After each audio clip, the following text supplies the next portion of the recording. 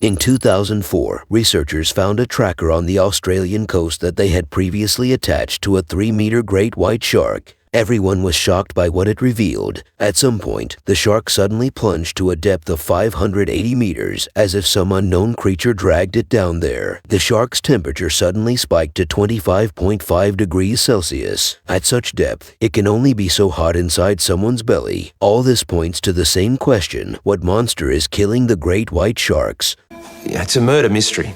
Back in 2003, in Australia, scientists named the great white female shark Alpha. It was 3 meters long. They attached a GPS tracker to the shark's dorsal fins to track their movements and collect temperature and other data. White sharks are among the ocean's most dangerous predators. That's why scientists were surprised when Alpha's tag was found washed ashore several months after the experiment had begun. There is something important to note here. The device was corroded by gastric acid. The Smithsonian Institute hired a filmmaker named Dave Riggs to document the tracking project built around the 3-meter female shark. Dave Riggs and his team went down to the kill zone bottom, off the south coast of Australia in a large, secure metal-framed cage. The kill zone is a vast, 5 kilometers long underwater valley that is filled with wildlife. The valley's temperature rises as cracks at the bottom release magma-heated gases, attracting thousands of marine species that hungry predators eat. Dave knew he could find a clue to Alpha's murder on the valley floor, but at a depth of 20 meters, the team was surrounded by 40 whale sharks and other aquatic predators. Dave returned to the surface for safety. However, Dave caught a glimpse of the main suspect, the killer whales.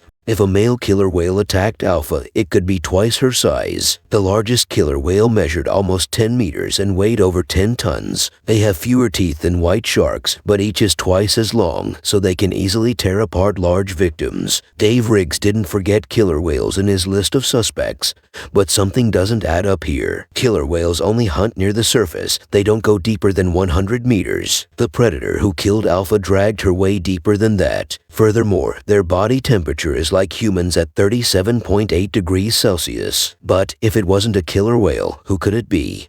There are other predators that can defeat and possibly eat a great white shark. The sperm whale is one of the largest marine animals, with the largest growing up to 20 meters, which is 6.6 times the size of Alpha. Such a giant predator can dive to around 2,500 meters, which is even deeper than Alpha's tag. They can almost kill any marine creature with their massive tails, but there is a problem here too. Sperm whales only eat cephalopods like giant squids and cannot move quickly due to their huge size. This means it's not the animal who killed Alpha. Our next suspect is the colossal squid living in the south of the Atlantic Ocean. Their average mass is 500 kilograms. Although their beaks, found in the guts of sperm whales, suggest that some can even weigh up to 700 kilograms, they can grow to a length of 10 meters, which is twice as long as Alpha's body. The colossal squid is just as good when it comes to hunting. The shark would have first taken it as prey, rushing forward by flapping its huge fins, and then the squid would have used its 2-meter-long tentacles to grab it.